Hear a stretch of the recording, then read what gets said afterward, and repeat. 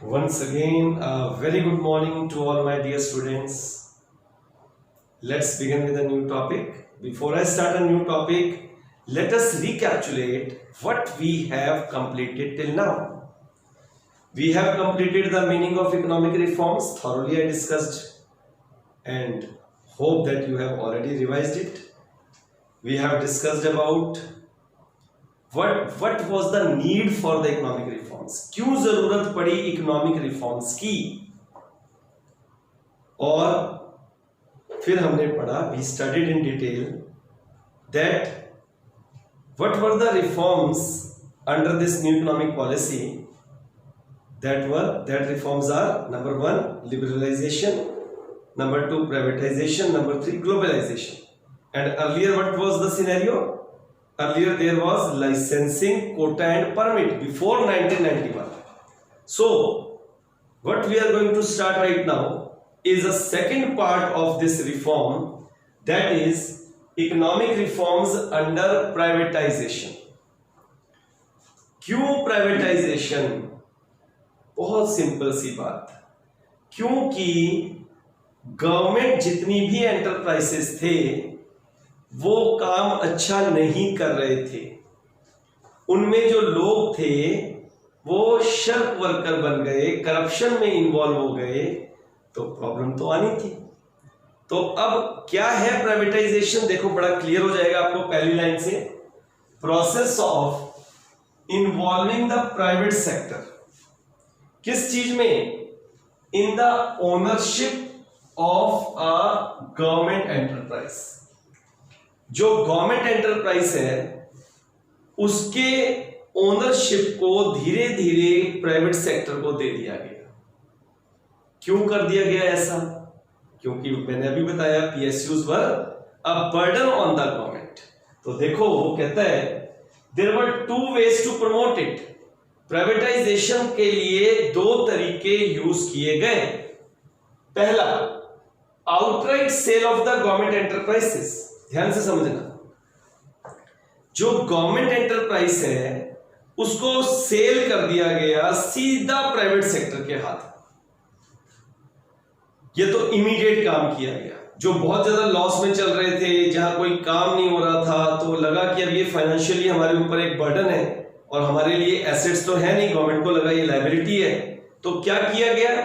Outright sale. देखो पहला point यही है, आउटराइट सेल मतलब direct transfer of the ownership and management of the public sector undertakings from government, this is most important, from government to the private sector. तो ये तो पहला काम किया गया, किसमें? Privatisation. Then second, disinvestment. Disinvestment क्या होती है बेटे? अनिवेश करना। पहले पूरे 100% शेयर्स थे किसके? गवर्नमेंट के। और फिर अब क्या किया गया? गवर्नमेंट ने उसमें से कुछ हिस्सा बेच दिया प्राइवेट सेक्टर के हाथ में। आपको याद होगा अच्छी तरह से, मैंने जब पढ़ाया था आपको कि गवर्नमेंट अपने बजट को कैसे फाइनेंस करती है। तो डिसइन्वेस्टमेंट से क्या होता है आपको याद होना चाहिए। डिसइन्वेस्टमेंट से क्या होता है? गवर्नमेंट के एसेट्स कम हो जाते हैं। तो यहां पर देखो हम जो पढ़ रहे हैं, सेकेंड बात है डिसइन्वेस्टमेंट। क्या मतलब हुआ? Selling of the share of PSUs। जो शेयर्स हैं, किसके शेयर्स? पब्लिक सेक्टर अंडरटेकिंग्स के, उनको प्राइवेट इंडिविजुअल्स को या इंस्टीट्यूशंस को दे दिया गया। बहुत जरूरी था ये। It was also the need of an hour. तो 2 तरीके से किया गया ये काम, 2 तरीके से। एक तो डायरेक्टली सेल कर दिया गया, एक उसमें से कुछ हिस्सा, कुछ शेयर प्राइवेट सेक्टर के हाथ में और कुछ शेयर गवर्नमेंट ने अपने हाथ में रखी।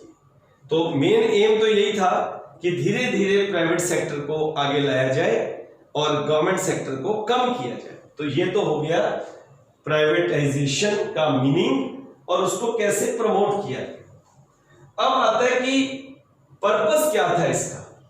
पर्पस था फाइनेंशियल डिसिप्लिन सुधर जाए, जो पैसा खराब किया जा रहा था। डिसिप्लिन आपको पता है लाइफ की बहुत जरूरी एक रिक्वायरमेंट है।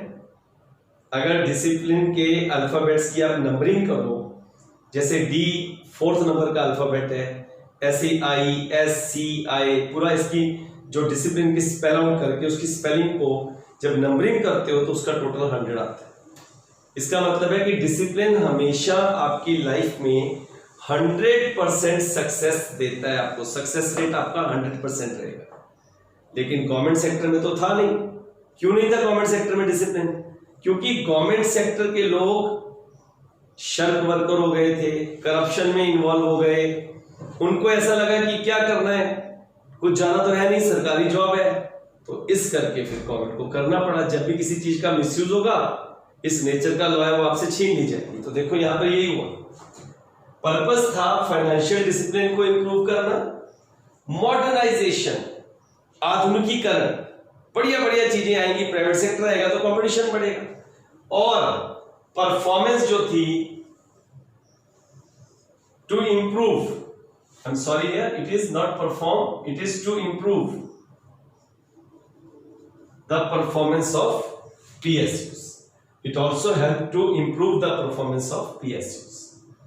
अब क्या क्या इसके पॉजिटिव इंपैक्ट्स रहे और क्या क्या नेगेटिव इंपैक्ट्स रहे, जनरल सी बातें अपने हिसाब से आप लिख सकते हो।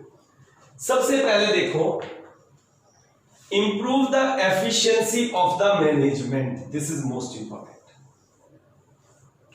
किसी चीज को मैनेज करने की अगर कुशलता बढ़ेगी, प्राइवेट सेक्टर के हाथ में आ गया, कुशलता बढ़ने लगी, और जब किसी चीज को मैनेज करने की एफिशिएंसी बढ़ेगी तो याद रखना उसका रिजल्ट बढ़िया आएगा। तो यहां पे रिजल्ट का अच्छा रिजल्ट मिला। डेफिसिट आपको पता है हमारे गवर्नमेंट के बजट में 3 तरह के डेफिसिट हैं, primary deficit, fiscal deficit, revenue deficit. उसमें भी कमी आ गई, रिडक्शन हो गई। और फिर क्योंकि गवर्नमेंट को अब कोई नॉन डेवलपमेंटल खर्च तो करना नहीं था, डेवलपमेंट के ऊपर ही करना था। और कॉम्पिटिटिवनेस, क्यों आपको मालूम है कॉम्पिटिटिवनेस कब बढ़ती है? जब मार्केट ओपन होता है। जब तक हम एक शेल में अपने आप को बंद कर लेते हैं, कॉम्पिटिटिवनेस नहीं बढ़ती। When we sit in the open market, we see each other, we have to compete, survival of the fittest.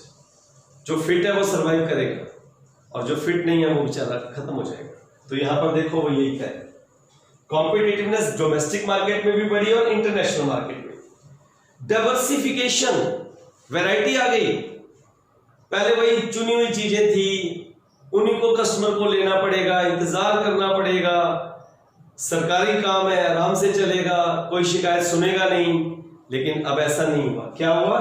Diversification of the production and it promoted the consumer sovereignty. Consumer तो एक king हो गया, उसको तो quality भी मिली, variety भी मिली और price भी उसका सस्ता हो गया। तो ये एक इसका फायदा हुआ। और जब आपका फाइनेंशियल डिसिप्लिन कंट्री के अंदर ही सुधर जाएगा तो क्या होगा सोचो, बाहर के लोग भी आएंगे, यहाँ इन्वेस्ट करेंगे, तो हमारे पास फॉरेन एक्सचेंज आना शुरू हो जाएगा।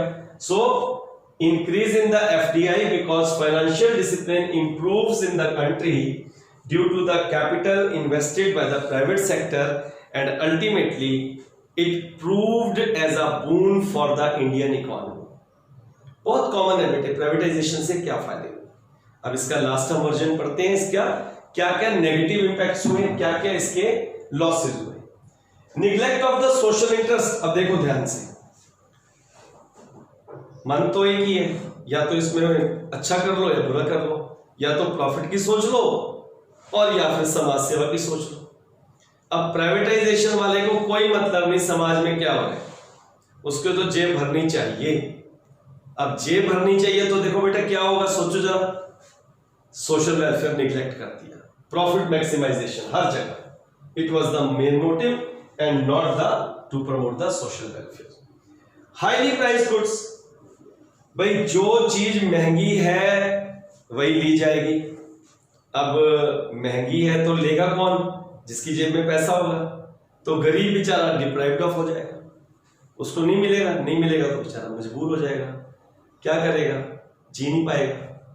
इस तरह के नुकसान उसको हो सकते हैं। मेंटली हरास हो जाएगा, फिजिकली हरासमेंट होगी, और सरवाइव नहीं कर पाएगा क्योंकि पहले से उसके पास पैसा नहीं है। तो यहां पर हाईली प्राइस गुड्स, ये इसका एक और नेगेटिव। मोनोपोलिस्टिक कंट्रोल, क्यों? पैसा है किसका? बड़े बड़े फर्म्स का, अब उनके हाथ में मोनोपोली आ गई। Concentration of the power in few hands, ये इसका एक और नुकसान हुआ। और hindrance in achieving the objective of full employment, all those who are willing to work, able to work, get the work. लेकिन भाई यहां तो गड़बड़ हो गई ना, यहां तो प्राइवेट सेक्टर कहता है ऐसा नहीं ये करो, ऐसा नहीं वो करो, तो प्राइवेट सेक्टर में सभी काम नहीं कर सकते। फिर वही बात आ गई, सर्वाइवल ऑफ द फिटेस्ट। तो ये कुछ इसकी कमियां रही और ये टॉपिक हमारा कंप्लीट हो गया। Meaning of privatisation and what were the economic reforms under the privatisation, what are the positive and the negative impacts of privatisation. अब हम नेक्स्ट जो करेंगे वो करेंगे ग्लोबलाइजेशन, उसके क्या इंपैक्ट्स पॉजिटिव और नेगेटिव रहे, और लास्ट करेंगे अप्रेजल। बट एक रिक्वेस्ट, जो आज करवा दिया इसको अच्छी तरह से रिपीट कर लो, रिवाइज कर लो, और अब तो आपके पास लेक्चर रेडीमेड है, उसको ध्यान से सुनो, 2-3 बार सुन के बुक में से अपने उस नोट्स में से देखो, और अल्टीमेटली आपको जो मैंने बोर्ड पे सारे हिंट्स दे दिए हैं वो नोट्स ही हैं। So go for it, god bless.